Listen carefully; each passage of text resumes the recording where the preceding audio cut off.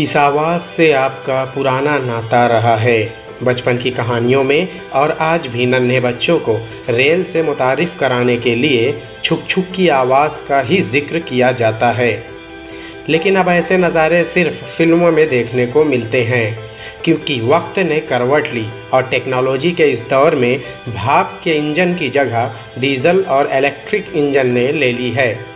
लेकिन आने वाली नस्लें भारतीय रेलवे की तारीख और उनके कारनामों को भूल ना जाएं, इसलिए मुंबई छत्रपति शिवाजी टर्मिनस पर भाप से चलने वाले इंजन को म्यूज़ियम में लाकर रखा गया है।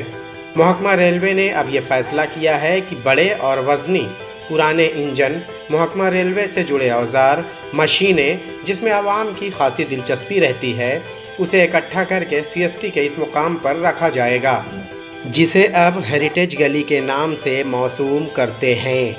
क्योंकि सीएसटी जो बिल्डिंग के अंदर म्यूज़ियम है, उसमें हम छोटे छोटे आइटम प्रिजर्व करके रख सकते हैं।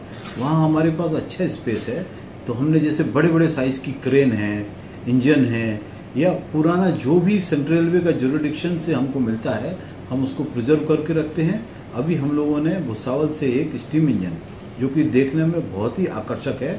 ये इंजन कदीम ज़माने का है, जो शायद मौजूदा नस्ल के तसव्वुर में भी नहीं होगा। इसलिए हेरिटेज गली के करीब ही इसे नस्ब किया गया है, ताकि हर आने जाने वाले लोग इसे आसानी से देख सकें। सीएसटी से दूर दराज इलाकों में जाने के लिए लाखों लोग सफ़र करते हैं। महकमा रेलवे ने इसीलिए इसे मुफ्त रखा है, ताकि लोग रेलवे की तारीख से बखूबी वाकिफ़ हो सकें। और ये करीब 1928 की सीरीज का इंजन है। उसको हम लोग यहाँ भुसावल से लेके आए हैं और हमने प्रिजर्व करके रखा है, और ये देखना आप आगे चल के बहुत ही आकर्षण का केंद्र बनेगा। भारतीय रेल का शुमार दुनिया के 5 सबसे बड़े रेल नेटवर्क में से एक है। भारत में सबसे पहले आज से 164 साल पहले यानी 16 अप्रैल 1853 में मुंबई के इसी स्टेशन से थाने का फासला भाप के इंजन से ही तय किया गया था।